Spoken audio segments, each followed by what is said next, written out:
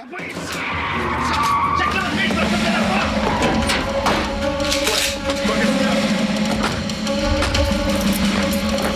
Ouais, au point où ça s'en pas tout sauter!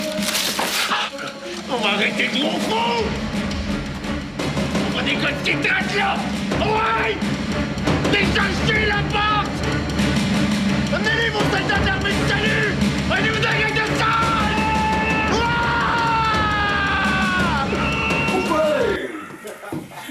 Yeah.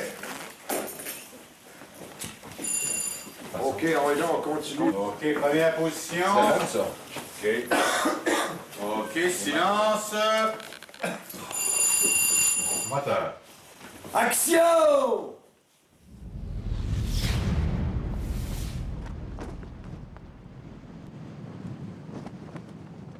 Quand j'ai commencé à écrire, les premières lettres que j'ai envoyées aux journaux étaient toujours refusées. Alors, je me disais, bon, ça doit être parce que je ne sais pas écrire. Puis à un moment donné, il y a quelqu'un au Devoir qui m'a dit, mais Monsieur Falardeau, vous écrivez comme au 18e siècle. Il n'y a plus personne qui écrit comme ça aujourd'hui. Il dit, vous faites du pamphlet. Moi, je savais même pas c'était quoi un pamphlet. Je suis allé dans le dictionnaire, j'ai cherché auteur pamphlétaire. Je me suis aperçu que j'étais un pamphlétaire. Ça existe comme style en littérature. Alors moi, je suis comme ça. Vous n'allez pas me changer. Donc, ça fait partie du personnage. C'est pas un personnage. Moi, je suis comme ça. Mais ça fait partie un peu de votre personnage. Toi, as-tu un personnage? Non, laissez faire des questions, il part d'ici. Ben non, mais tu me traites de personnage. Non, Moi, je traite de rien, je pose une question. Il n'y a personne qui m'écrit des lignes, moi. Non, vous pouvez les écrire Je suis pas un vous-même. personnage.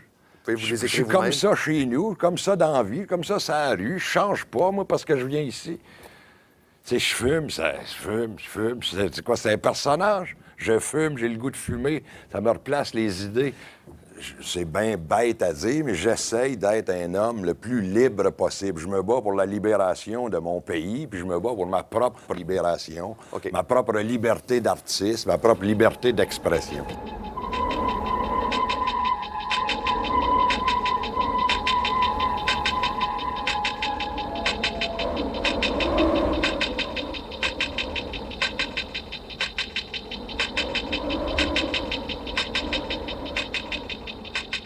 Le premier cinéma que j'ai vu, c'est le cinéma direct de l'ONF, des gars de l'équipe française, de Gosselin, de Perrault, de Groux, de Arcan, de ces gars-là.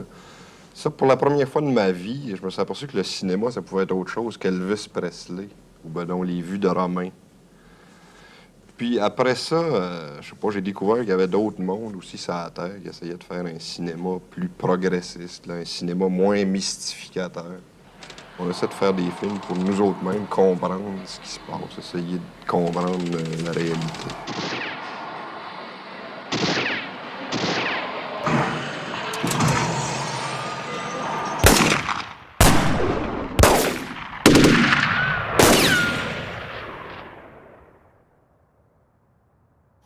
Aussi longtemps que l'on ne critique pas la fonction sociale du cinéma, toute critique cinématographique n'est qu'une critique de symptômes. Bertolt Brecht sur le cinéma.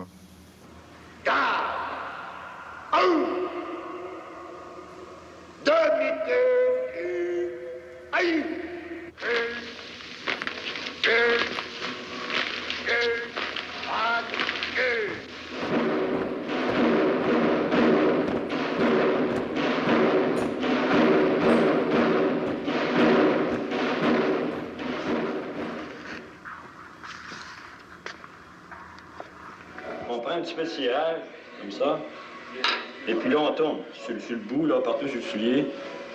Plus on va tourner longtemps, plus le soulier va venir beau. On tourne. Voilà, ça me donne un peu de chance parce que j'ai fait 3 ans d'armée, puis j'ai essuyé 3 ans de temps, ça fait que j'ai pas trop de misère à ce point-là. Pour un soulier au complet, ça prend environ 2 heures, un soulier au complet. Hein? 2 heures environ.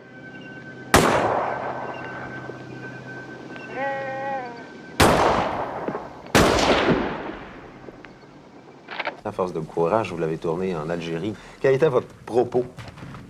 Notre propos, c'est que l'Algérie, c'est un pays qui s'est libéré par la force entre 54 et 62. C'est à l'époque où ça commençait à brasser au Québec, dans les années 60. L'Algérie, ça avait été très important. On se tentait d'aller voir comment eux avaient fait pour à la fois comprendre le Québec au travers de l'Algérie, puis voir ce qu'il y avait de spécifique à eux, à nous autres.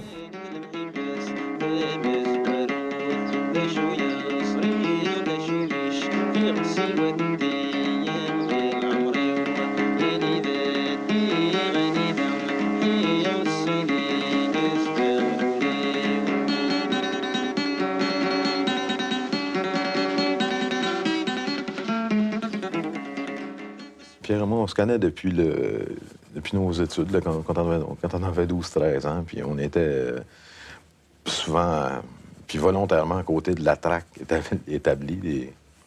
Et puis, à un moment donné, ben Pierre, il s'est en allé en anthropologie, puis il s'est mis à faire du film. Et puis moi, j'étais plus près du théâtre. Puis on s'est rejoints à un moment donné. Par amitié aussi, puis par notre goût de briser des choses. Je pense un peu, il y a ça. C'est ça, moi j'avais fait un premier film, puis dans le deuxième, là, j'étais tout seul, puis j'étais j'étais fourré, je comprenais plus rien. Je lui ai demandé de venir jeter un coup d'œil, puis on a eu du fun à le faire. On a continué à travailler ensemble. Maintenant, vous faites surtout des films engagés. Est-ce que vous pourriez nous préciser votre démarche? Moi, j'aime pas beaucoup le terme là, engagé. Parce que on dirait que ça crée comme deux catégories de cinéastes. Les cinéastes purs, puis les cinéastes engagés. Tu sais, engagés, on n'a jamais été engagé par personne. Il n'y a jamais personne qui nous a engagés. Puis je trouve, moi, que de l'autre bord, sont bien plus engagés.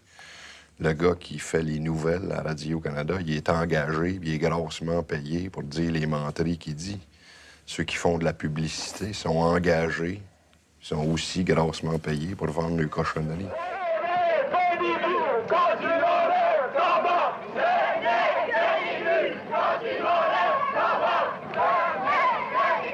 La première fois que j'ai entendu parler d'indépendance, j'avais 15 ans peut-être. Je suis sorti du collège un matin, il y avait un poster, c'était marqué « Camarades, viens joindre la lutte d'indépendance du peuple québécois ».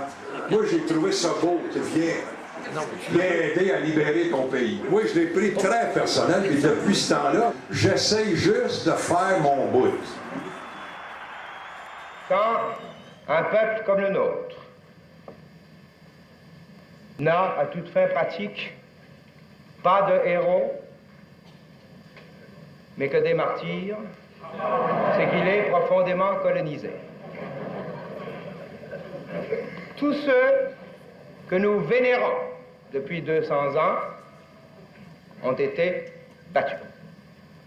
Qu'ils s'appellent Montcalm, Lévy, Papineau, Riel, Chénier, tous, sans exception, ont tous été battus.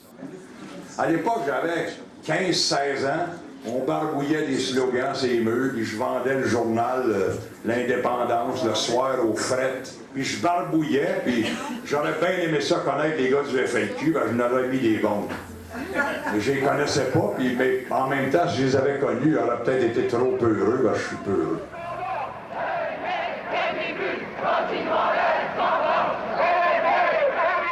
Je suis complètement d'accord avec la pensée de Pierre. Ça, c'est depuis qu'on a 12 ans.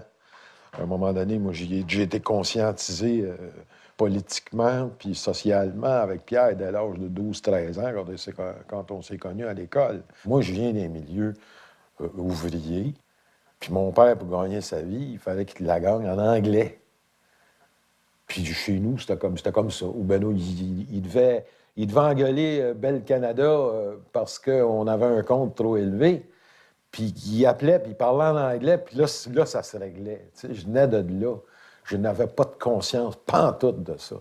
Mais moi, ça me cliquait au bout parce que ce qu'il disait, moi, ça s'appliquait chez nous, ce qui se passait. Fait que là, je regardais chez nous, puis je me disais, c'est donc vrai que ça n'a pas de crise de bon sens.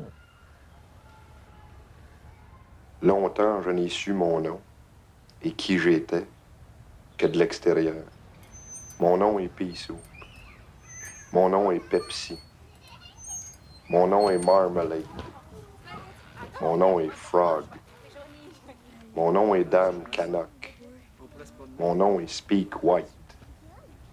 Mon nom est Dishwasher. Mon nom est Floor Sweeper. Mon nom est Bastard. Mon nom est Cheap. Mon nom est Sheep. Mon nom. Mon nom. Un film comme Pea Soup, ça, c'est vraiment fait à partir de l'influence de Perrault et de Grou. Puis au même moment où nous, on fait Pea Soup, Grou, il est en train de faire 24 heures ou plus. Puis ces deux films, je pense qu'ils sortent pas la même année parce que Grou, lui, il est censuré, mais il se finit à peu près en même temps. Puis ces deux films assez proches l'un de l'autre. Tu sais, ça s'est fait sur 5-6 ans, mais on n'avait pas de programme, on travaillait quand on voulait. Ça fait qu'à peu près tous les jours, on se rencontrait, on buvait du café, on délirait sur ce qu'il faudrait faire. Ça. Puis là, le bonhomme à côté arrivait avec son violon. Puis là, on buvait de la bière en écoutant le violon. Puis là, le petit Paul, il venait chez nous, c'était un voisin, puis il venait, bonjour. C'était surtout Poulain qui jasait avec, qui posait des questions, Puis c'est ça, une journée, on a dit « Hey, Paul, tends-tu qu'on te fasse une entrevue? » Puis lui, il tripait sur le poulet frit du colonel. Fait qu'on... Puis là, Poulain a dit « On va faire de la mise en scène. On va y acheter un lunch, puis on va y mettre le... » Puis quand on est allé au magasin, on a dit au gars « T'aurais-tu un petit casse par hasard? Puis mets-nous donc son lunch dans le gros pot. C'est-tu du poulet qui vient d'ici, ça, quoi? Oui. Non, du poulet de Kentucky. C'est où, ça, le Kentucky? C'est en Sainte-Catherine, dans l'Est.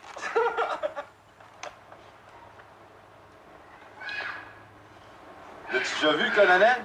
Non. J'espérais le voir là-bas, mais je l'ai pas vu. T'es allé voir les expos l'autre fois, t'avais dit? Ouais. Qui t'avait amené là? Ma mère. On a eu des billets par les chiens. Les chiens. Il n'y a pas de chien. C'est Dol. C'est Dol.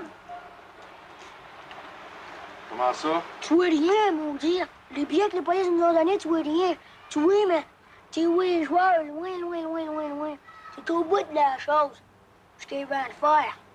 Ouais. T'es-tu déjà allé au forum? Oui. Ouais, le hockey? Non, la lutte. Je l'ai rencontré la première fois au vidéographe.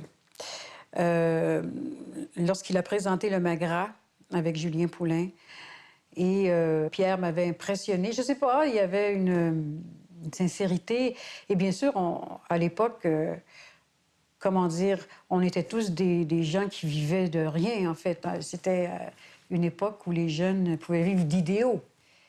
Et lorsque, un peu plus tard, Télé-Québec a organisé un concours de court-métrage, j'ai appelé Pierre en lui demandant « Est-ce que tu serais intéressé de soumettre un projet? » Alors, il dit oui, puisque Julien Poulain, avec qui je travaille, qui est comédien, aimerait faire le comédien.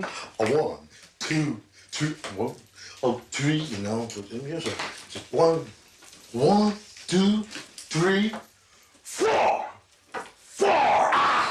Je m'attendais à rien. En fait, ils ont écrit le scénario. Je ne savais pas la portée que ça pouvait avoir à l'époque. Moi, je n'ai pas réalisé toute la satire derrière ça. Au début, Elvis Gratton, ça devait être un film tragique. Ça devait être un gars de Centre-Sud qui était gardien de sécurité à l'Université de Montréal, donc en contact avec des jeunes étudiants à Mustang, tout ça. Puis le soir, pour redevenir quelqu'un, il se prenait pour Elvis Presley.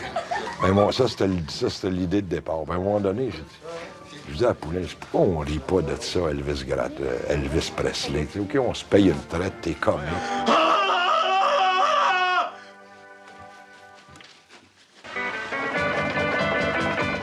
Bob Gratton, Elvis, c'est un gars de droite, avec des pensées, qui n'a pas d'opinion de son propre peuple. Il n'en a rien à foutre. Il a une mauvaise opinion de lui-même. Et ça rejoint toujours l'idée du colonisé. En tout cas, si c'était rien de moins, moi, je partirais rester aux States. Parce que les autres, ils l'ont l'affaire, les Américains. avec ses documents vidéo. Bien sûr qu'il ne rejoignait pas beaucoup de monde. Avec les Gratton, il s'est aperçu qu'il pouvait rejoindre les gens. Donc, il a pris le cinéma comme une arme. C'était sa tribune, lui, en fait. Son cinéma a d'ailleurs été engagé. La plupart de ses œuvres sont engagées. Donc, il a vu le pouvoir qu'avait ce moyen de communication. Bouge pas, mon Bob. Bouge surtout pas. Le Canada, c'est le plus beau pays du monde. C'est le plus riche, le plus libre. Ben, s'ils sont pas contents qu'ils aillent donc vivre à Cuba. De toute façon, moi, je veux pas perdre mes montagnes rocheuses. Puis des pauvres, il y en aura toujours. Ouais, ça. Il faut dire quelque chose, c'est qu'en chacun de nous, qu'on le veuille ou non, il sommeille un Elvis Gratton qui cherche à percer. Et ça, il faut l'assumer. Elvis Gratton, c'est un film qui me fait bien rire. C'est un de mes films préférés. Dans le côté comique, film québécois à bouffer de rire, là, oui, c'est mon film préféré. Qu'est-ce qui te faisait rire dans le film? T'avais-tu une scène que t'aimais en particulier? C'est tellement con. C'est tellement quétaine. Tellement quétaine que ça se peut même pas là, que du monde de même pour vrai. Que ça me fait rire. Je pense que je connais du monde de même. Tu sais, je me dis, ça se peut pas. Moi, je suis un Canadien québécois. Un Français, Canadien français. Ah bon? Un Américain du Nord français. Un francophone québécois canadien. Ah, c'est certain. Un Québécois d'expression canadienne, française, française.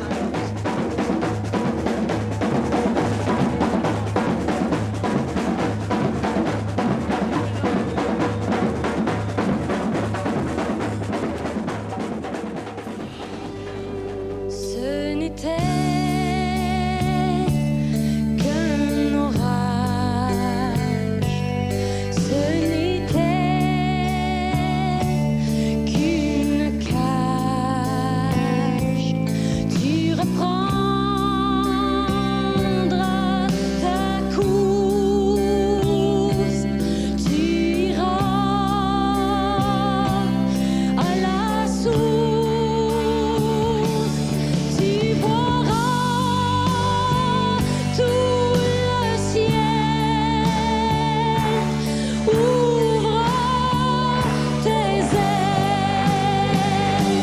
Liberté, liberté,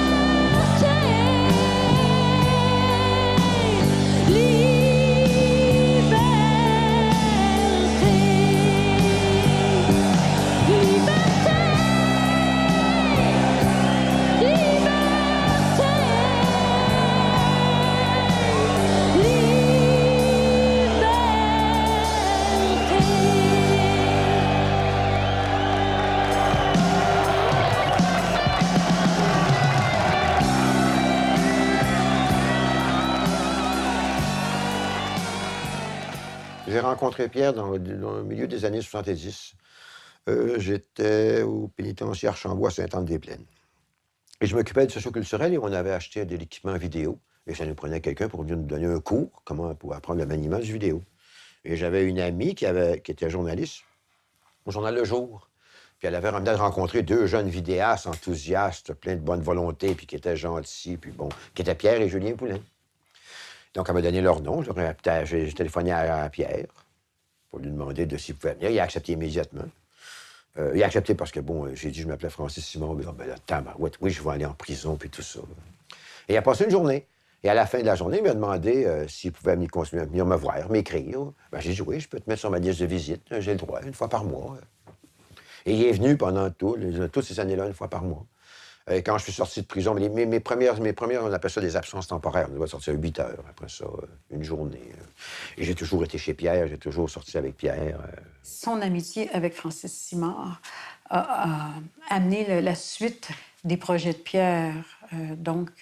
Pour Pierre, Francis est un frère spirituel, un frère tout court. Mais c'est quelqu'un qui a inspiré Pierre. Pierre, pratiquement, faisait corps et âme avec Francis, ce qui a amené Le Party et Octobre. D'ailleurs, deux de ses beaux films à Pierre, en fait.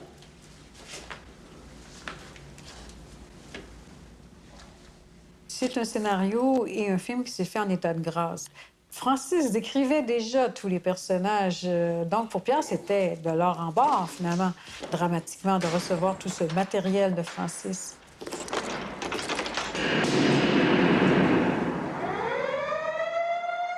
C'est un spectacle que j'avais organisé, que j'ai raconté à Pierre. C'est Pierre qui en a fait un film, qui en a fait un travail d'artiste. Mais en soi, c'est un documentaire. Tu comprends ça? Je l'aime, Calice. J'en rêve la nuit. Je rêve à ses fesses, à son ventre, à ses cuisses. J'étais après capoter, tabarnak. Ce qui m'intéresse, moi, c'est quand il y a des sentiments violents qui s'expriment. Puis quand les hommes sont dans des situations extrêmes, ben ils se révèlent. C'est pour ça que ce qui m'intéresse, c'est des films de 4 mineurs coincés en dessous de la terre qui vont mourir, du monde d'une prison, les films de sous-marins. Ce qui m'intéresse, c'est quand c'est tough. Faire des films sur un gars qui fait son marché au Club Price, je trouve ça sans intérêt. Ou un film sur un couple de petits bourgeois de Laval qui regardent la TV et qui parlent de ses REER. Ça m'intéresse pas 2 secondes. Je m'ennuie profondément. Mon ami Francis Simard, qui me disait en prison, il dit, j'ai vu ce qu'il y a de plus horrible dans l'humanité. J'ai vu en même temps les plus belles choses au monde. Maudit Christ, laisse-moi sortir, morceau de cochon! Ouvre-moi la porte, gros sale! Et reste en dégoût! Fond de poubelle! Christ de pourri! Que j'ai pas de chance, mon Christ de pleine marde!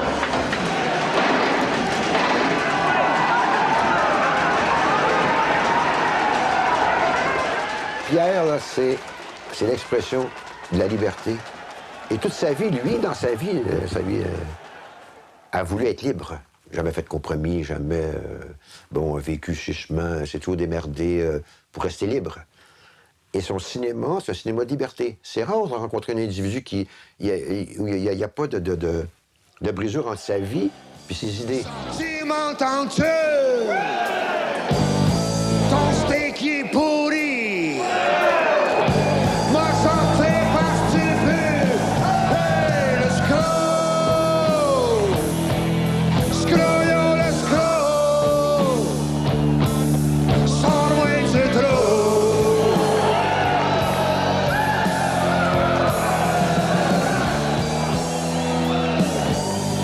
Je me trouve en dedans parce que c'était trop petit. Mon bossu, ça le sent. C'est à moi ou c'est à lui.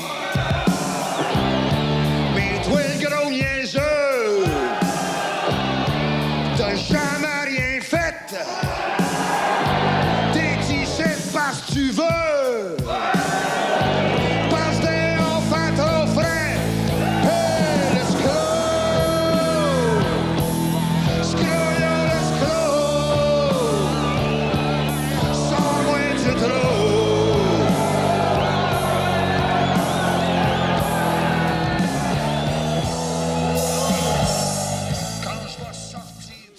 Ça devait être autour de 1983. Puis Pierre a donné un cours, a eu une charge de cours en cinéma. Donc, ça a été la seule fois où il a enseigné, parce que je pense qu'il cadrait pas tellement dans le style de prof du module de communication. Heureusement que j'étais là en même temps. Il n'était pas connu dans ce temps-là. Il a une allure, mais il y a juste lui qui peut avoir cette allure-là. Là. Il semble à moitié dépeigné, habillé avec du linge de surplus d'armée, un peu qui pendouille. Et il m'a invité à la première du premier court-métrage de Gratton. Donc, j'ai vu son film. Ensuite, il m'a invité à la boxe. Puis c'est ça. On est devenus des amoureux. Puis on s'est jamais laissés. Puis on a fait 3 enfants.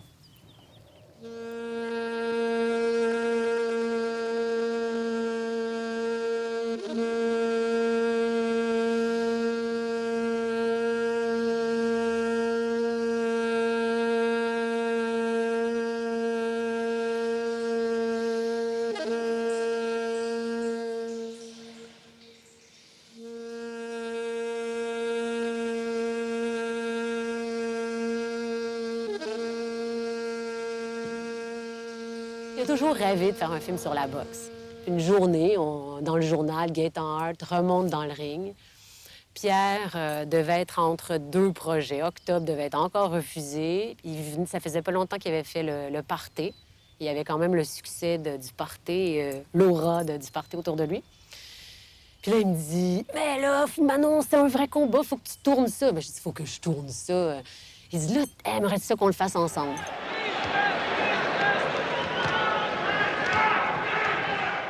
C'est bien symbolique, la boxe. Moi, j'y vois toutes sortes d'affaires. Je vois des milliers de choses. Il y a ça, il y a la passion.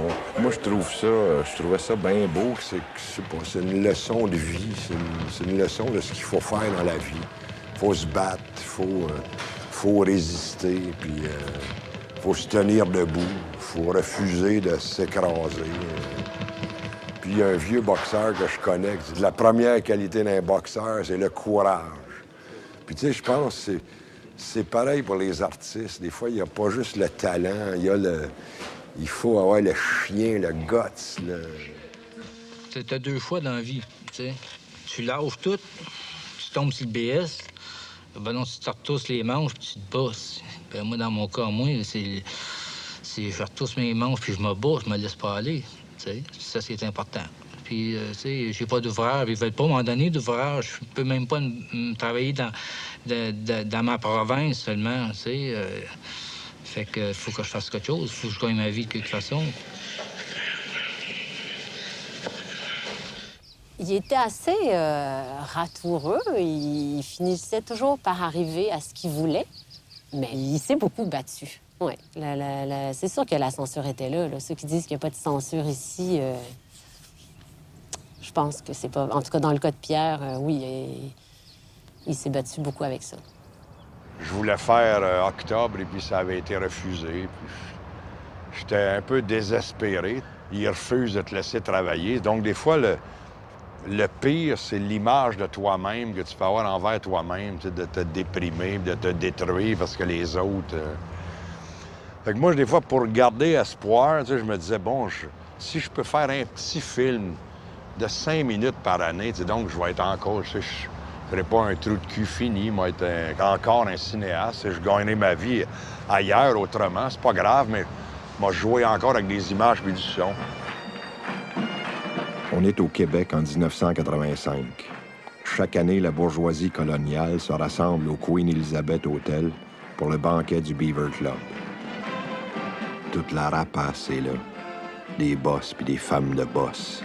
Les barons de la finance, les rois de la pizza congelée, les mafiosos de l'immobilier, toute la gang des bienfaiteurs de l'humanité, les charognes à qui on élève des monuments, les profiteurs qui passent pour des philanthropes, les pauvres types, amis du régime, déguisés en sénateurs séniles, les bonnes femmes au cul serré, les petites plottes qui sucent pour monter jusqu'au top, les journalistes rampants, habillés en éditorialistes serviles, des avocats véreux, costumés en juge à 100 000 par année, des liches-culs qui se prennent pour des artistes.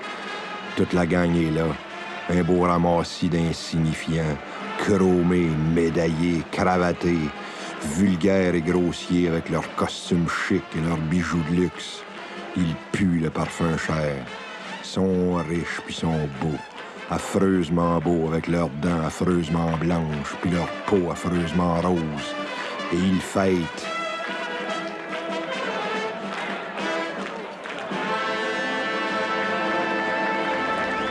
C'est ça c'est une affaire dont je suis bien fier, parce que c'est aussi...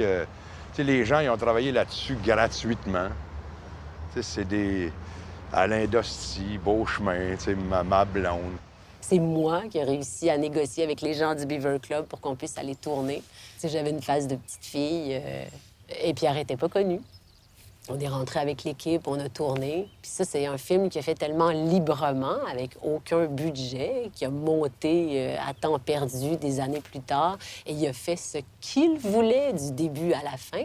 Il savait déjà, avant d'aller, il avait toujours eu cette idée-là. Il savait ce qu'il voulait faire.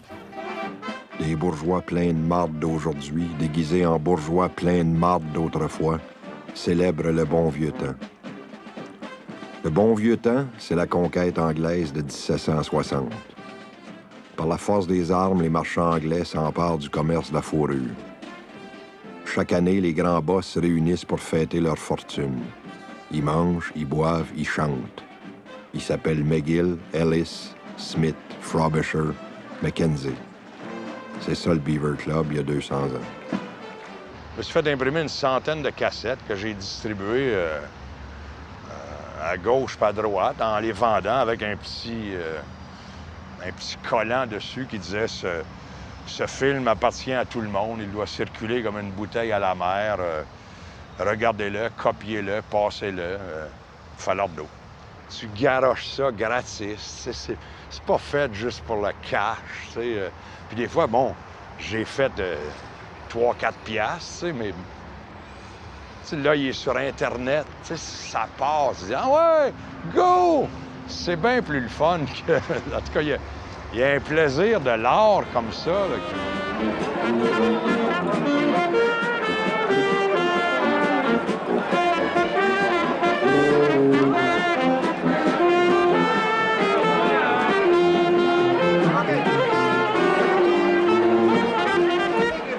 La Constitution de 63 est imposée par les armes.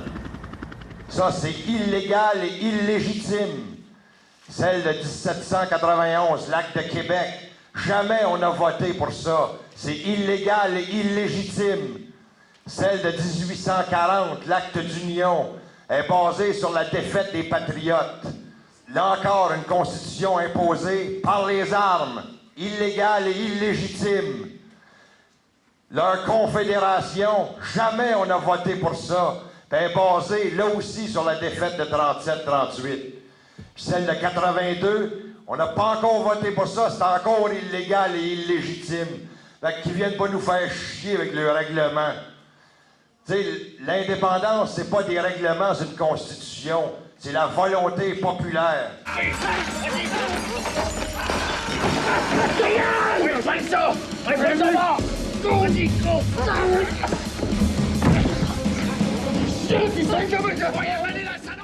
Le film qui pourrait avoir changé sa vie, c'est Octobre, parce que c'était un sujet il voulait tellement faire quelque chose là-dessus, puis il a traîné ce projet-là pendant plus de 15 ans. Il a connu Francis Simard, il avait suivi, lui, pas de l'intérieur, mais tous ces événements-là. Désolé, pèse fort. C'est bon. Non! Amène-moi 2 bouts de manche à balai, là. C'est son film le plus achevé dans toute son œuvre. Mais ça, c'est moi qui trouve ça, là. Chaque fois que je le revois, j'ai comme un choc, là. Je trouve que c'est comme un grand classique, là. On peut pas laisser passer ça. Ouais. Si on s'embarque là-dedans, tout le monde sait ce que ça veut dire.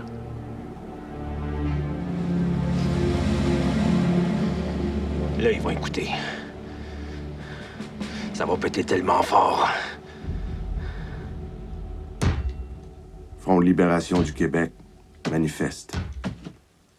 Le Front de libération du Québec n'est pas le Messie ni un Robin des Bois des temps modernes. C'est un regroupement de travailleurs québécois décidés à tout mettre en œuvre pour que le peuple québécois prenne définitivement en main son destin. Le Front de libération du Québec veut l'indépendance totale des Québécois, réunis dans une société libre et purgée à jamais de sa clique de requins voraces. Les big boss patronneux et leurs valets qui ont fait du Québec leur chasse gardée du cheap labor et de l'exploitation sans scrupules.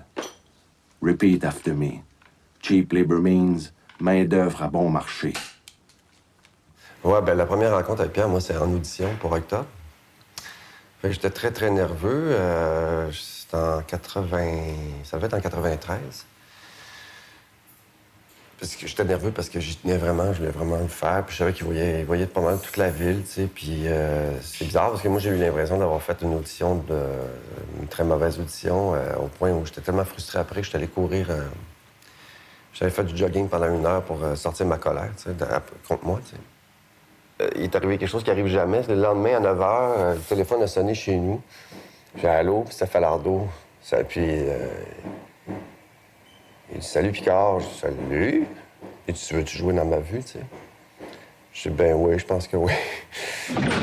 C'est Bourassa émis par le premier ministre Bourassa. le gouvernement du Québec a décidé de donner son point de vue définitif dans ses négociations avec le Front de libération du Québec. Pour ce qui a trait à la question préalable, soit la libération saine et sauve de messieurs Laporte et Cross, le gouvernement du Québec suggère que la Croix-Rouge internationale serve d'intermédiaire entre les deux parties. Quant aux conditions exigées par le FLQ, le gouvernement répond ce qui suit. Bien sûr, c'était la proposition contenue dans Octobre concernant la responsabilité de certains hommes politiques, que ce soit Bourassa ou Trudeau, puisque l'hypothèse contenue dans le film Octobre est que les felkistes auraient agi suite aux décisions prises par ces hommes, sinon la vie de Laporte aurait pu être épargnée. Donc, la version qu'on voit dans Octobre, c'est la version de Francis Simard, qui était présent. Et du fait que le parti pris du film est du côté des felkistes. Assumé. Et Pierre assume cette position. D'avoir tué Pierre Laporte est une chose qu'il fallait faire et non pas l'épargner. Donc, bien sûr que ce parti pris n'est pas évident pour un organisme comme Téléfilm Canada à appuyer. Et je comprends. Je comprends très bien. Action! Et on a évoqué à l'époque la liberté d'expression. Bon, puisqu'il y avait eu toute une histoire avec un sénateur qui s'était emparé du scénario, il n'avait pas le droit de faire ça d'ailleurs. Non, c'est quelqu'un probablement qui a alerté ce sénateur et qui a envoyé le scénario au sénateur, qui lui a dit Téléfilm ne peut pas financer un tel scénario, un tel film. Mais je m'objecte à ce que l'argent des contribuables soit utilisé pour sanctifier des assassins politiques. C'est un film de propagande. Il a pris la version de ce qui s'est passé dans une chambre où M. Trudeau n'avait rien à voir, ni l'armée. Il y avait les 4 assassins, M. Laporte, il nous donne la version des assassins. Monsieur Falardeau, il là-dessus. assassine le caractère et la mémoire de M. Laporte. Alors, je comprends pas qu'un sénateur vienne jouer au censeur des films. Est-ce que M. Gigantès veut vous censurer, M. Falardeau? Ben, il me semble, il veut pas qu'on parle de... Nous autres, on n'a pas le droit de travailler sur notre propre histoire. Les Québécois n'ont pas le droit de fouiller dans leur histoire pour savoir ce qui s'est passé. J'ai lu votre scénario, c'est Oui, ça le mais message. ça, c'est votre opinion. Laissez le peuple juger. Messieurs, c'est tout le temps qu'on a, je suis désolé. J'ai droit à mon opinion aussi, M. Falardeau. Oui. Mais Octobre, encore une fois, a été financé par Téléfilm Canada. Sodec n'a pas mis d'argent dans Octobre parce que, au niveau politique québécoise, c'était trop sensible. Tous les films de Pierre se sont faits ou seulement qu'avec Téléfilm, la plupart du temps, ou seulement qu'avec Sodec. Pour moi, Octobre, c'est pas juste Octobre tout seul. Moi, ce qui m'a intéressé, c'est toute l'histoire du FLQ. Tu sais, c'était que des gars se soient levés pour libérer leur pays, puis qui a mis là-dedans en jeu leur vie.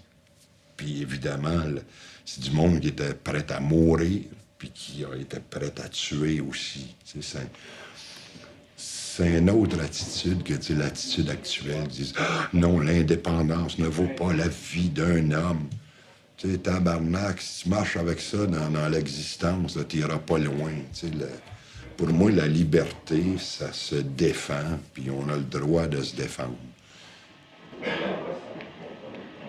Moi, j'ai jamais été d'accord avec les bombes. Et pourtant, j'ai choisi de choisir le nom de FLQ. On était contre les enlèvements, et pourtant, on en a fait un. Donc, il faut faire bien attention quand on dit ce qu'on reconnaissait quand on a choisi, nous, de s'identifier, parce qu'on devenait FLQ, il fallait bien se donner un nom. Ce qu'on reconnaissait, c'est pas tous les gestes, mais on l'assumait, tous ces gestes-là. Ce qu'on reconnaissait, c'est une volonté, une conviction, une abnégation, de dire oui, il faut peut-être aller jusque-là pour faire l'indépendance. C'est sérieux. La lutte, c'est sérieux. Et je pense que Pierre aussi reconnaissait ça quand il disait qu'il était d'accord avec les gestes du FLQ.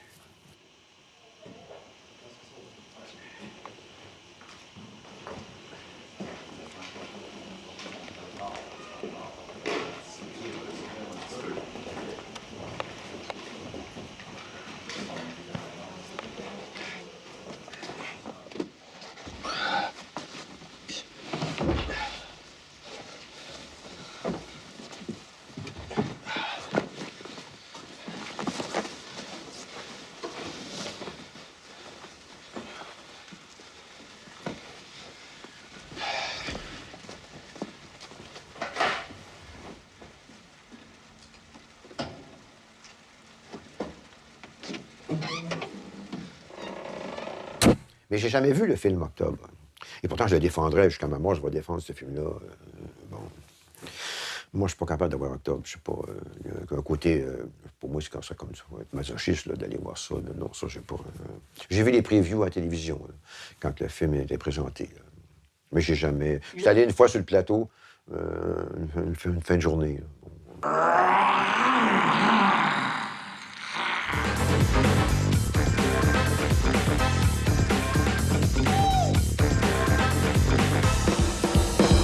Gros cave.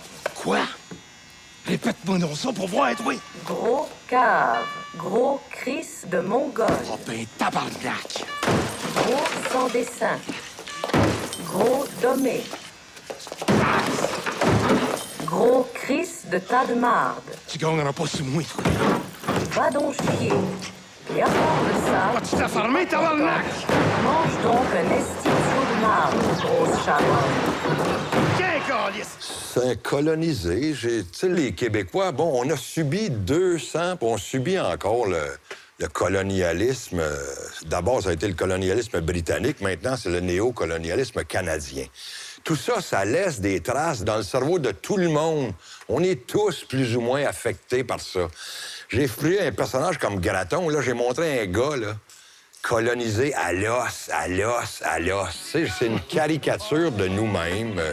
Moi, des fois, j'essaye d'aller le plus loin possible pour faire ressortir des idées. Le premier Graton, il était fait au lendemain du référendum de 80. Donc, c'était un immense vomissement sur cette défaite-là que les gens se sont fait harakiri. Là, l'autre Graton, mais il a évolué aussi. Là, dans le deuxième film, Graton, il devient une rock star internationale. Alors, c'est sur l'image, c'est comment on fabrique des idoles.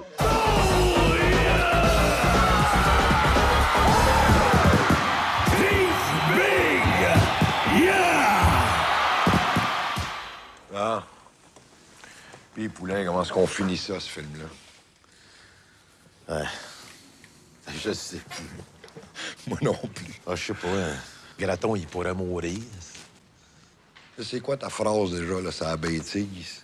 La bêtise ne meurt jamais. Bon. Graton, il peut pas mourir. C'est pour ça qu'on l'avait fait ressusciter dans le premier. Tu sais que Graton, là, il pourrait se révolter. Il pourrait prendre conscience à un moment donné que tout le monde est en train de le fourrer. Oui, mais prendre conscience de quoi? Graton, c'est un gros dommé. Tu sais, pourquoi il serait intelligent, soudain? Tu sais, le Saint-Esprit. Oui, mais il y a plein de monde qui fait de l'argent sur son dos. Tu peux pas dire le contraire. Oui, puis il est d'accord. Lui, il cache, puis il devient célèbre. Alors, il est content.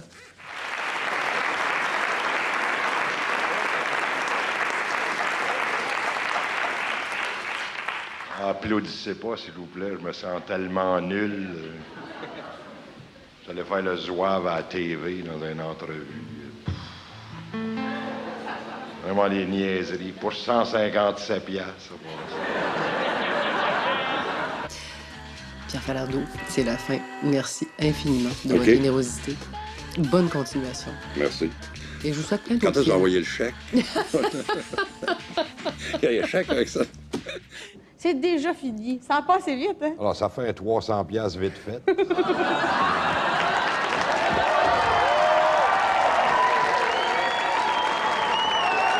Il n'y a pas longtemps, j'étais allé à Julie Snyder, puis là, quand je suis revenu chez nous le lendemain, ma blonde, elle m'a dit « Pourquoi tu fais ça? Tu étais encore allé faire le bouffon à la TV. » Moi, j'ai dit, bon, des fois, je disais à ma blonde, je dis, ben oui, mais chérie, on va pouvoir, la semaine prochaine, on va pouvoir manger, on va pouvoir payer le loyer. D'autre part, moi, j'ai toujours, je m'en fous de faire des films ou d'écrire ou de... Moi, je fais ça, des fois, pour parler. Ça fait que je me dis, bon, des fois, si on t'offre le micro, c'est-à-dire la possibilité de parler, comme à Julie Snyder, tu sais, tu parles à 1,5 million de personnes.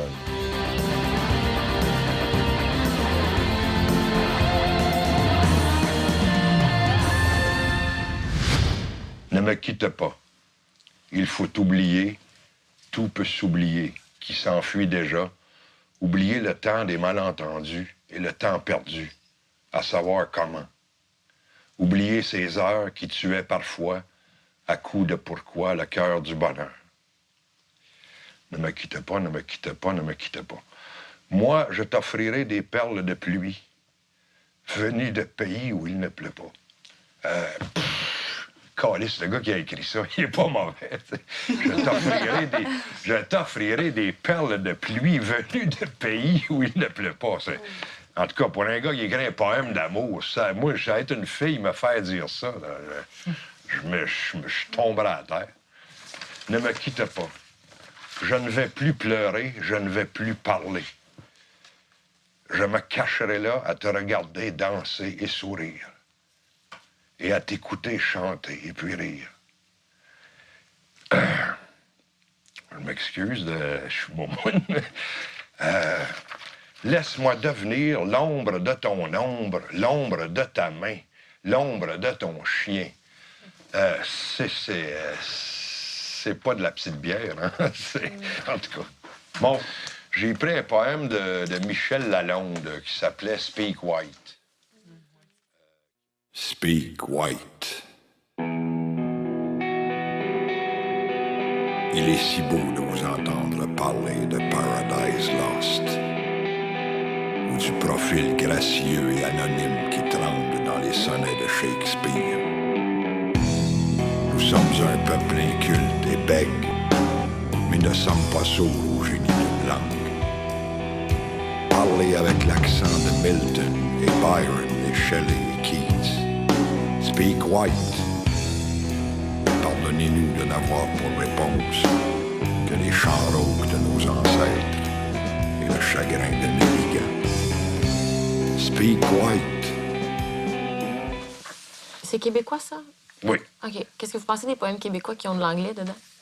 Ben là, elle a fait exprès. C'est qu'à l'époque, Speak White, ça voulait dire, c'était dans les années 60. Quand elle allait, tu sais, au moment où les anglophones au Québec, il y avait le pouvoir, c'est une façon, quand tu sais, t'allais pour te faire servir chez Eaton, tu disais, je pourrais te avoir une chemise, s'il vous plaît, puis il disait, sorry, I don't speak French. Can you speak white? Speak white, ça voulait dire pâle blanc. Pâle parle une langue civilisée, c'est-à-dire l'anglais. Se parler français, c'était comme de la marde. Mais donc, c'est ça. Donc, elle se sert de ça, puis elle leur renvoie à la gueule leur propre, tu sais. Tell us again about freedom and democracy. Speak white. Tell us again about freedom and democracy. Nous savons que liberté est un mot noir, comme la misère est nègre, et comme le sang se mêle à la poussière des rues d'Alger ou de Little Rock. Speak white. De Westminster à Washington, relayez-vous. Speak white comme à Wall Street, white comme à Watts. Be civilized.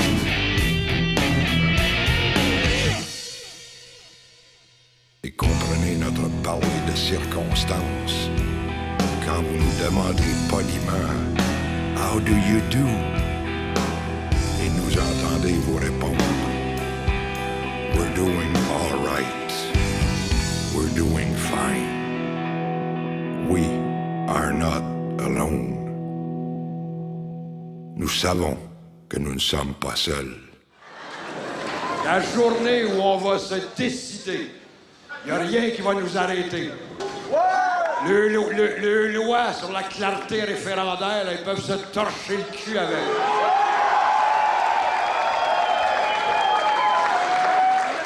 Quand on va être décidé, l'indépendance, on va la faire, par quelque moyen que ce soit. On se bat pour la liberté de notre peuple.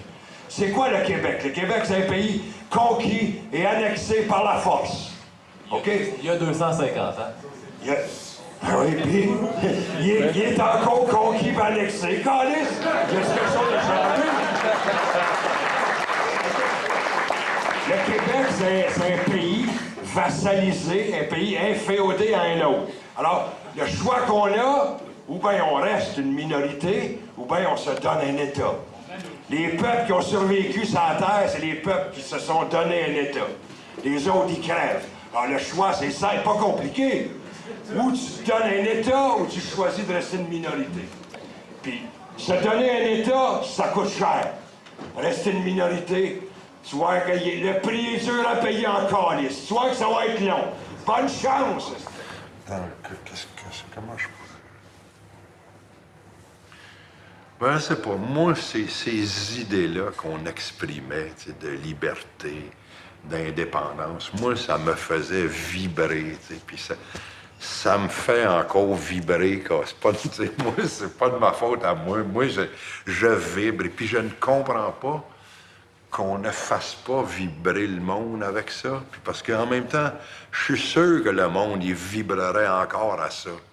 Mais tu sais, comme par exemple, quand on parle d'indépendance, on a réduit ça à des problèmes de dédoublement administratif, de problèmes constitutionnels, c'est d'un ennui, c'est plate. C'est des spécialistes qui parlent de la clause non-obstant. Ouais, ça, c'est bandant, la clause non-obstant. Mais c'est pas de ça qu'il faut parler, tu sais. On dirait qu'il faut revenir au pourquoi de la lutte. Tu sais, c'est marqué sur le mur. Nulle nation ne veut obéir à une autre pour la raison toute simple qu'aucune nation ne saurait en commander une autre. C'est pas compliqué. Moi, ça me fait vibrer, ça me fait encore vibrer, puis moi, je sais pas. C'est vrai que c'est ça. Où sont le monde? Peut-être ils sont chez Ikea. Ils sont chez Canadian Tire. Ben, Léopold Lauzon me disait j'aime mieux vivre dans un Canada à gauche que dans un Québec indépendant à droite. Arrête, toi! C'est ça qu'il dit. Oui, je le sais, mais c'est pas ça que ça me choque aussi. Tu sais, lui, il dit une chance qu'on n'a pas fait l'indépendance, on aurait été comme avec le PQ, parce qu'on aurait été à droite, on aurait été comme Puerto Rico. Alors là, il oppose, lui, un indépendant de centre à droite à un Canada de gauche. Mais où ça, le Canada de gauche? T'sais? Lui, il attend le socialisme coast to coast. Il y en a pour 120 000 ans, ce crétin. T'sais, alors, c'est pas ça. Il préfère un Canada avec Paul Martin ou avec Stephen Harper. Parce que c'est pas la différence, c'est pas entre le capitalisme au Québec et le socialisme au Canada. T'sais. C'est entre l'indépendance puis la dépendance. Quand tu mets des conditions à l'indépendance, pour moi, c'est pas de gauche. T'es pas de gauche. Si tu dis ça, t'es pas un progressiste. La liberté, là, c'est une valeur en soi. T'sais, la libération des femmes, c'est pas pour quelque chose, c'est positif en soi. Donc, la liberté des peuples, c'est pareil. On n'a pas à mettre... Pour moi, si tu mets des conditions à ça, t'es pas progressiste, t'es un trou de cul. Des fois, moi, j'ai souvent l'impression que j'étais un fou. Là, je me choque le matin en écoutant la radio. Je me dis, je suis un mongol. Donc, je me suis aperçu que j'étais pas un marginal. Je me suis aperçu qu'on m'avait marginalisé. Un intellectuel colonisé peut se sauver uniquement en se recollant sur son propre peuple, sur les traditions culturelles de son propre peuple. Je sais pas s'il avait tort ou raison, mais je trouvais ça tellement beau. De voir des fois des intellectuels, j'imagine que les intellectuels québécois étaient pareils comme les intellectuels algériens ou les intellectuels martiniquais. C'est-à-dire des gens complètement coupés de leur peuple, qui sont des fois bien plus branchés sur Paris, sur Londres, sur New York, sur Los Angeles. Moi, Los Angeles et New York, là, je trouve ça sans intérêt. Ce qui m'intéresse, c'est Matane puis Rouyn-Noranda. Puis peut-être Sudbury, en Ontario. Je sais pas, je pense pour Sartre, je suis pas sûr, là, mais il me semble que pour lui, l'intellectuel était nécessairement engagé. Moi, je sais pas, je sais que les intellectuels que j'aime disent, bon, on vient de parler de Sartre, c'est ça, c'est ceux qui prennent position dans la cité. Je pense à d'autres gars, je pense à un gars comme France Fanon en Algérie, qui était psychiatre, qui a pris position dans les luttes du peuple algérien. Je pense à Pablo Neruda au Chili, qui est un poète qui prend position. Au Québec, par exemple, des intellectuels que j'aimais beaucoup, comme Gaston Miron ou Pierre Perrault, c'était des gars Des fois, pas juste dans leur... tu sais, pas juste des gens qui avaient une compétence puis qui prenaient position, mais dans leur travail même était une prise de position.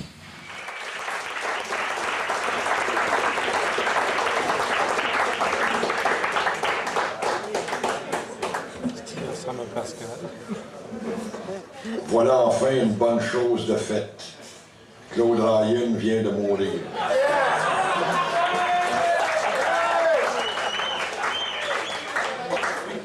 Il ne reste plus qu'à l'embaumer et à fermer le couvert. Avec sa belle tête de sous-diacre empaillé et mangé par les mythes, il n'aura fait en mourant qu'officialiser une situation de fait qui perdurait depuis longtemps. Avez-vous l'intention de vous excuser, puisqu'on vous le demande? M'excuser de quoi? D'avoir insulté M. Ryan. La mémoire. En fait, vous vous êtes réjoui de sa mort. Non, mais qui me demande de m'excuser? Le gouvernement libéral, entre autres des ministres libéraux. Puis il y a des souverainistes qui sont mal à l'aise aussi. Mais là, ça me dérange pas, moi. Non? Pourquoi parce qu'il y a un libéral qui me demande de m'excuser, il faudrait que je m'excuse de quoi? Pourquoi est-ce que vous sentez le besoin de dire que c'est une pourriture, puis que vous sentez le besoin de dire que finalement c'est une bonne chose qu'il soit mort? Bon, pourquoi j'ai écrit ce texte-là, c'est que toute la semaine, quand Claude Ryan est mort, dans tous les médias, mur à mur, ça a été l'orgie d'encensement de ce grand homme, ce grand penseur, ce journaliste extraordinaire, ce Québécois. Il n'y a rien qu'on n'a pas entendu. C'est de la merde. Puis tout ça, c'était dit par des gentils messieurs en cravate qui parlent très bien. Mais c'est 1000 fois plus grossier que ce que moi je peux dire parce que c'est de la merde. C'est pas vrai. Claude Ryan, c'est ni un grand penseur, ni un grand journaliste, ni un grand homme politique, ni un grand Québécois. Claude Ryan aura passé sa vie à vouloir simplement aménager le statut de protectorat canadien qui est celui du Québec à l'intérieur de la Confédération. Et ces aménagements, même mineurs, même essentiellement cosmétiques, le Canada les aura refusés à Claude Ryan et à ses disciples purs et durs, les uns après les autres depuis 50 ans. Niet, niet, niet. Ryan aura au moins réussi sa mort, coincé dans les faits divers, entre les scandales financiers du gouvernement fédéral et le racisme ordinaire de ses partenaires canadiens. Est-ce que vous savez que vous pouvez blesser les gens et heurter les gens? Bon, il y a des fois... Oui, probablement que si je le savais, ça me ferait mal au cœur, mais en même temps, il y a des gens là-dedans qui ont blessé, ils ont blessé combien de monde, ces gens-là? Les gens qui ferment les usines, les gens, par exemple, qui empêchent le peuple québécois de faire son indépendance. Ça aussi, c'est de la souffrance, ça se paye. Que vous apparaissez comme un intellectuel honteux. Alors que vous vivez dans une société... Moi, je me suis jamais réclamé de ça. C'est des déformations, à un moment donné, de journaliste. Moi, je suis un intellectuel et je me réclame d'être un intellectuel. Sauf que aussi, j'ai décidé, moi, dans ma vie, que je voulais parler au monde et puis que j'aime la langue populaire. Moi, j'ai passé ma jeunesse à Saint-Henri, donc je viens d'un milieu populaire. Mais votre mère, je l'ai rencontrée un jour, elle est venue me voir, elle s'est approchée, elle m'a félicité pour ce que je faisais. Elle m'a dit, vous savez, je vous félicite, puis surtout, vous parlez tellement bien. Et elle m'a dit ceci, et je vous assure que c'est textuel. Elle m'a dit, et vous savez, mon fils, là, quand il veut, il parle aussi bien que vous. Non, c'est pas vrai. Je vous jure qu'elle... Oui, non, je sais, mais ma mère vous a mis sur une fausse. Pierre Falardeau, est-ce que ça vous peine quand on dit de vous que vous êtes un bouffon, que vous jouez au clown? Qui m'a dit ça?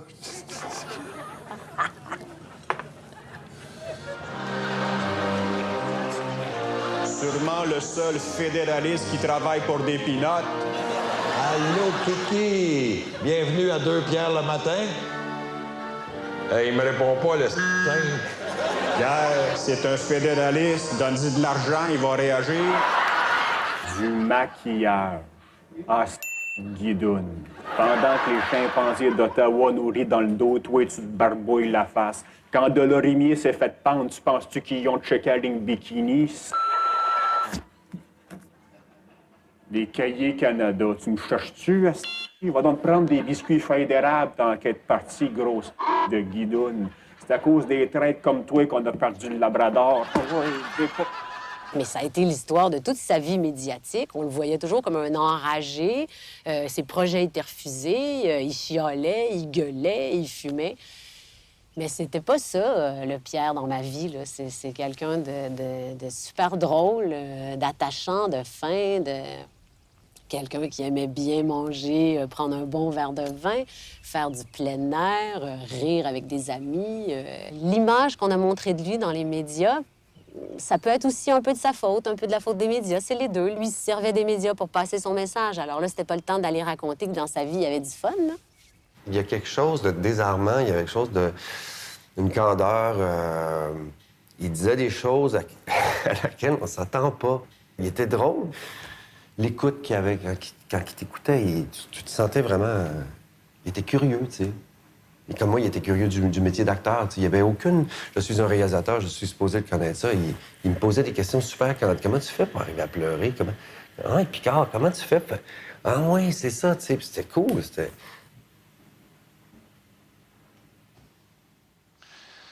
Ben, je sais pas, moi, présentement, je vis ça assez dur. Parce que c'est ça, justement, il me semble que je me suis battu assez longtemps. T'sais, là, je croyais que ça serait plus facile, puis que, je sais pas, que j'avais fait mes preuves, puis là, c'était pas ça, c'est reculer puis recommencer.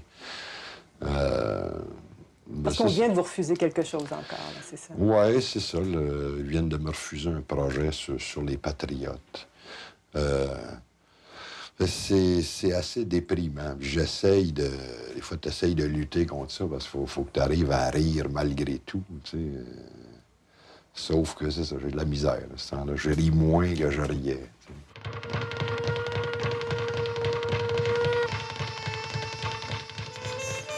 Après tout, je suis peut-être juste un prétentieux de plus. Un bébé gâté qui s'imagine que la société lui doit quelque chose. Un fou délirant qui souffre d'un complexe de persécution, qui voit des complots partout. J'avoue que ça m'arrive souvent, le matin surtout, en me levant. 30 ans de refus, de mépris, de crachats sur la gueule, ça doit laisser des traces. Si je suis fou, au moins je suis pas fou pour rien. 15 ans pour faire mon dernier film. Mais si j'y pense comme faut, en fait, il me reste juste 14 ans pour faire celui-là.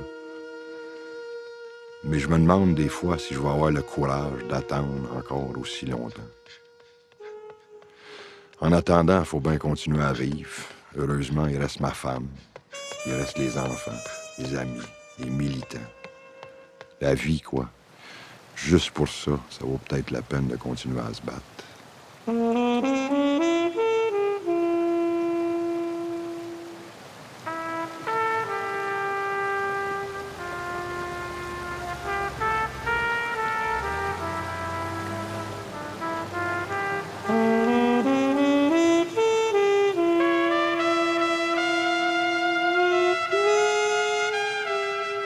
moment où on a eu un troisième refus de la part de Téléfilm sur 15 février, après que vraiment on ait argumenté tant et tant sur les qualités du scénario, on était en mini-dépression, moi et Pierre. On est sortis les épaules comme ça, tristes.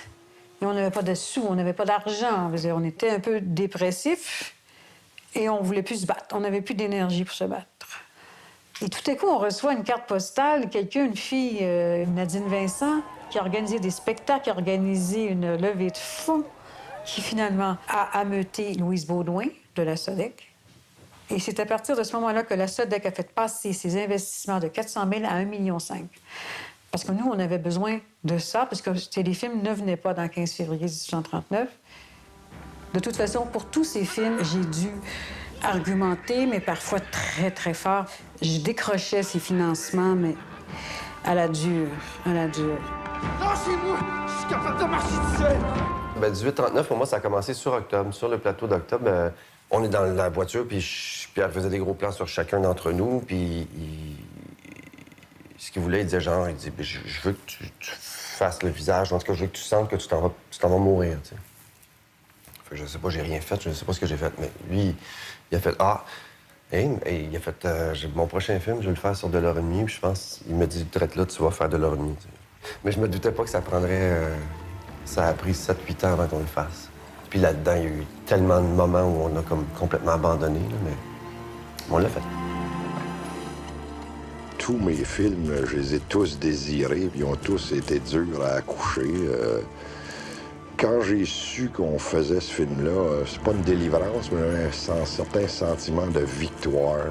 Puis pas juste une victoire personnelle, mais une victoire pour tous les gens qui se sont battus avec nous autres pour qu'on fasse le film, tu sais.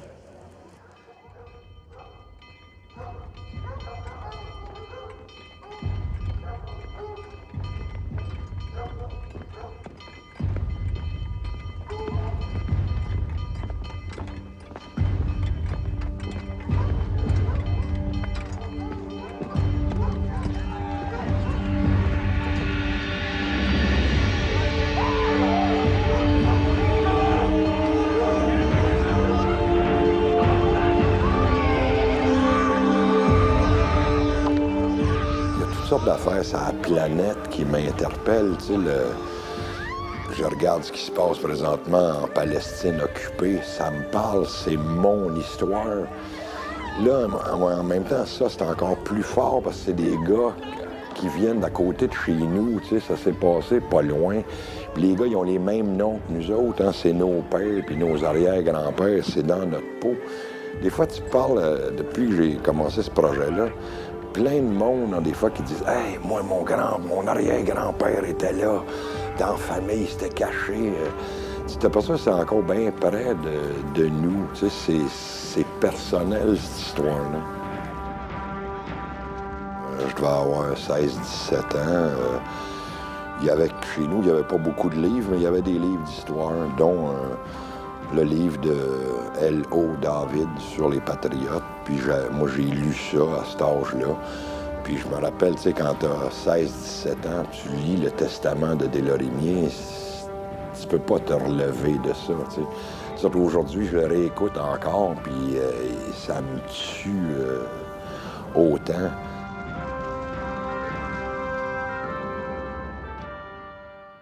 Je pense que lui, il se définissait comme un militant avant tout, probablement. Mais en même temps, il se faisait prendre par l'art beaucoup, tu sais.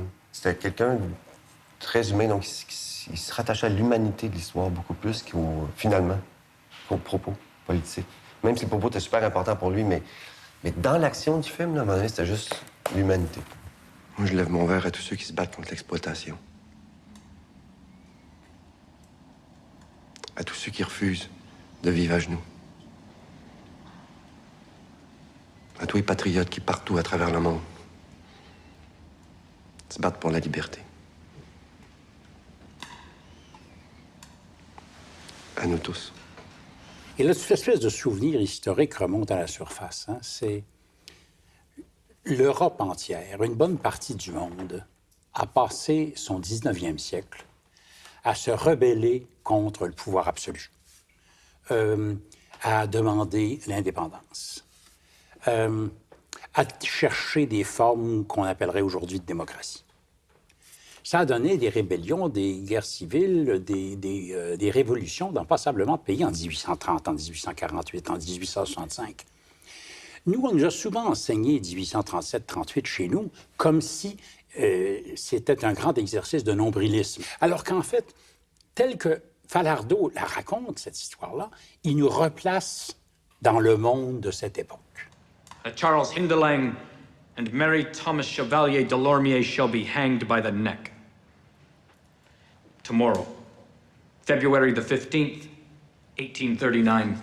J'invente rien. La situation actuelle, là, elle vient de 37-38, elle vient de l'écrasement de notre peuple. Et puis, c'est ça le réel, c'est qu'ils ont violé nos femmes, ils ont brûlé nos villages, ils ont pendu notre monde, ils ont exilé le monde en Australie. L'acte d'union s'est construit là-dessus. Puis la Confédération, c'est juste la suite de ça. Un peuple qui en écrase un autre, c'est ça la réalité. Ils les ont pendus, câlisse. Oi! Keep it apart! Come on! keep apart! Allez, vas-y, tire, enfoiré! Allez, tire si t'es un homme! Qu'est-ce que t'attends? Pourquoi j'ai choisi Indelang? Parce que c'est un personnage magnifique, c'est un étranger qui décide de se joindre à nous autres, qui se bat avec nous. Ça nous permet de parler d'aujourd'hui, où il y a le même problème encore. Nos ennemis tentent toujours de nous montrer comme des racistes, puis des xénophobes, et puis des anti... Alors que ça n'a jamais été vrai, puis c'est pas vrai. J'ai pris ce gars-là justement parce qu'il était étranger. Je me dis, lui, il est venu se battre avec nous autres. Je l'aime, moi. C'est mon frère. Moi, si t'étais pas de notre bar, par exemple... Moi, je veux pas savoir d'où tu viens. Je veux savoir où tu vas. Tu sais, puis si tu veux marcher avec moi, t'es mon frère. Le monde qui ont écrasé mon peuple pendant 250 ans, je les haïs. Puis les complices de ça, je les haïs.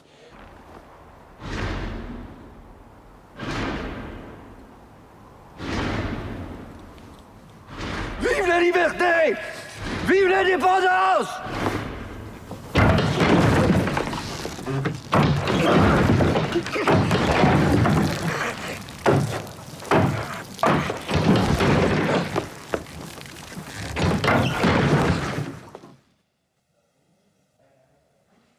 OK, c'est beau. Il peut reculer ici. Ouais. OK, Potier, tu cales l'action? On en fait un autre, messieurs.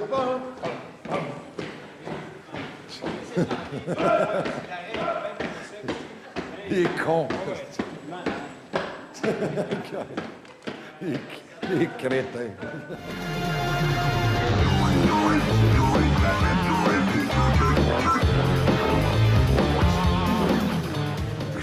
J'ai souvent voulu faire quelque chose sur les médias. C'est une affaire qui m'a toujours préoccupé, les médias. Moi, je suis ce qui se passe, je lis les journaux.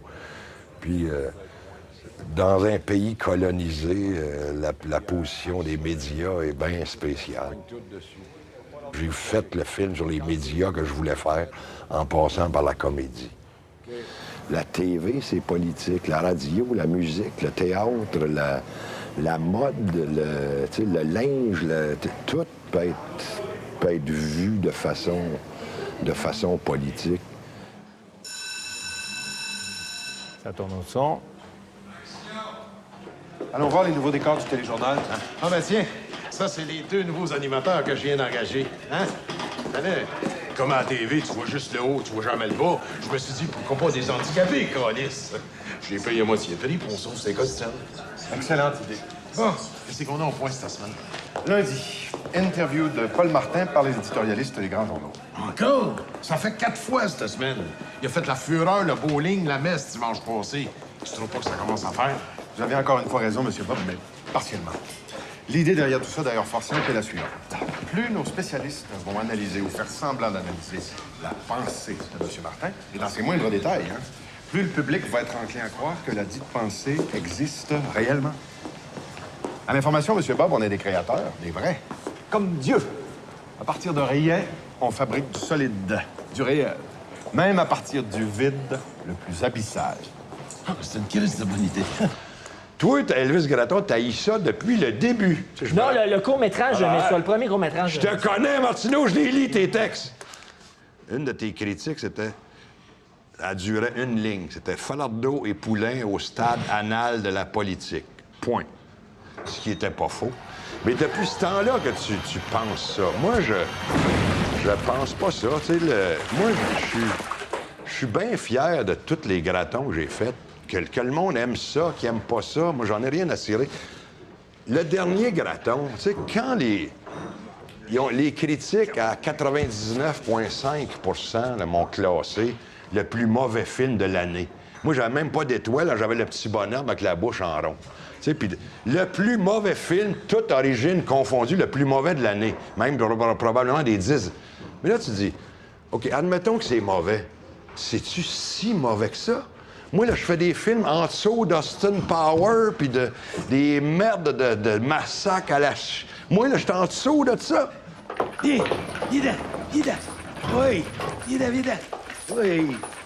Hey, ils sont gentils. Hey. Oh, ils sont obéissants en tabarnak, hein? Ils sont tous de même. Presque. En fait, il s'agit de bien les choisir puis de les dompter jeunes. Bon, il y a toujours quelques-uns enragés dans le lot, mais on arrive généralement à les faire plier. Ceux qui se rebiffent, bien, on les casse. Hey, puis ils ont l'air intelligents, hein? Ouais, si on veut, mais la qualité première d'un journaliste, M. Bob, c'est pas l'intelligence, c'est la capacité de marcher au pas. Comment vous faites pour les dompter? D'abord et avant tout, on s'assure qu'ils aient de la bouffe en permanence dans leur écuelle, puis exactement comme vous venez de faire, on leur donne un bonbon en prime de temps en temps, avec un petit coup de fouet, quand ça suffit pas. Hey! Va te coucher! Mon oncle Bob est fâché, là! Allez, coucher!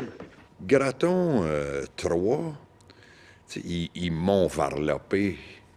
Puis des fois, c'est correct, parce que c'est de bonne guerre. Moi, je me gêne pas non plus. Donc, faut-tu t'attendre? C'est comme la boxe, donne des coups de poing en soi.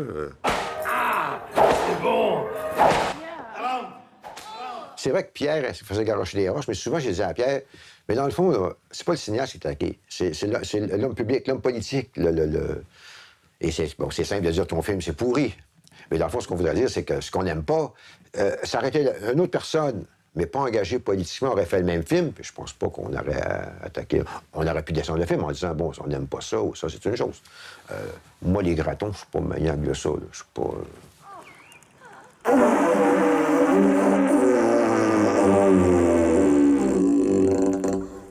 Mais oh. J'ai chié dans mes culottes.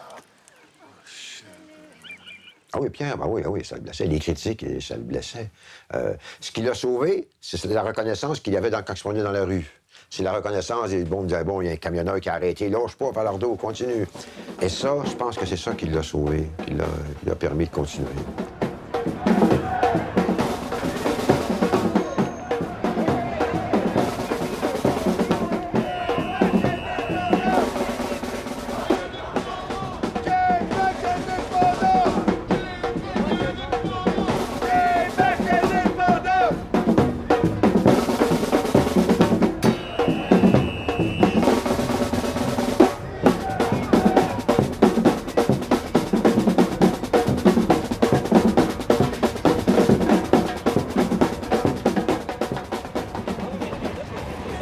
Pierre Falardeau, lettre à mon petit cul.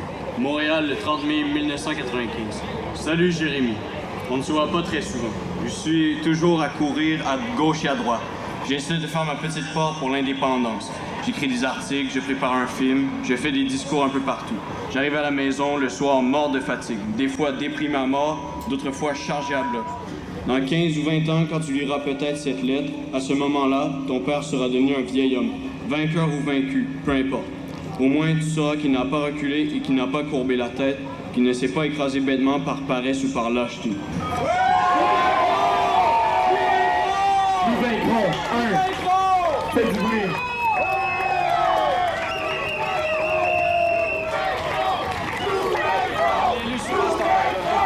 Nous vaincrons!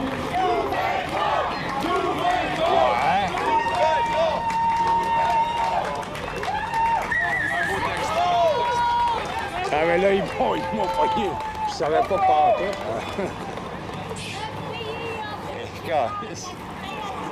Bon. Moi, j'ai fait ma job, là.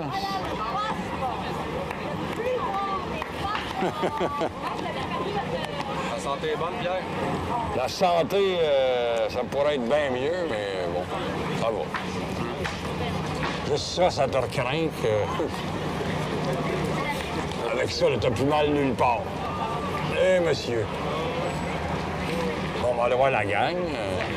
C'est beau. C'est beau, c'est qui, c'est toi qui a trouvé la lettre? Non, c'est Julie. Hein? C'est Julie Ah, Blanche. ouais, On l'a écrit parce que c'était super important.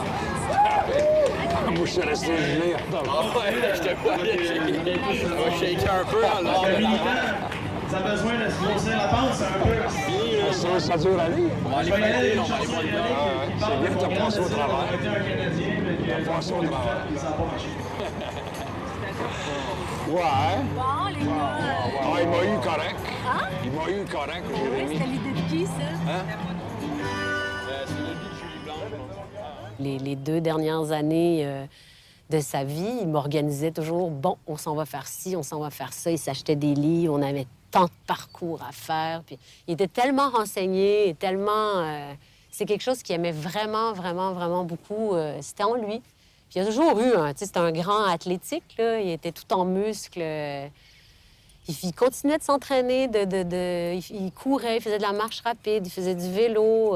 C'était vraiment une passion. Puis il disait lui-même que, tant pis, je ferai plus de films, mais je vais continuer à faire de la marche en montagne, puis du sport. C'est quelque chose qui le tenait beaucoup, beaucoup, là, qui le passionnait.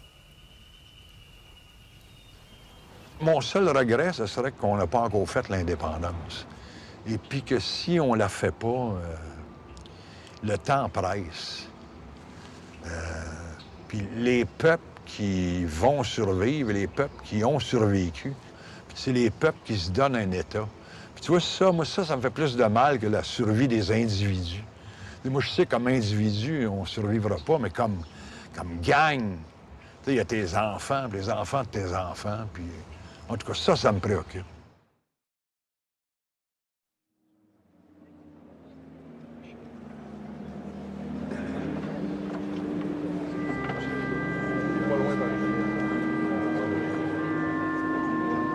Là, je suis pas encore capable de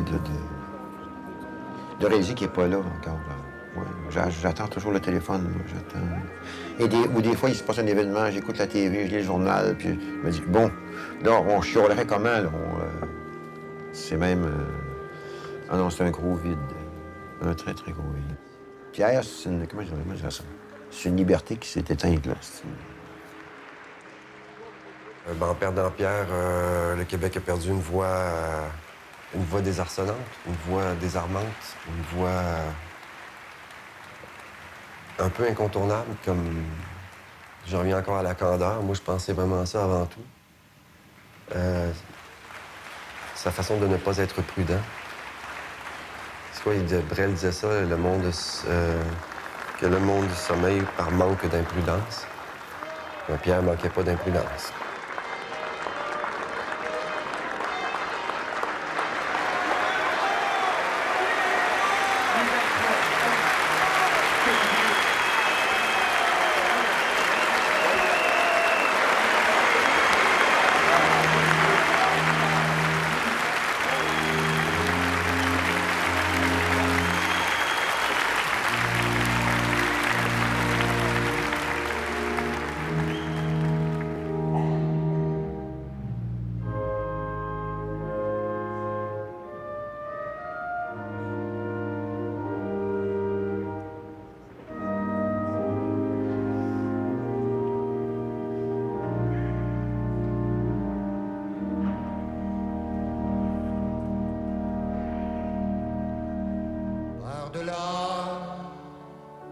Les frontières, les prairies et la mer, dans les grandes noirceurs, sous le feu des chasseurs, dans les mers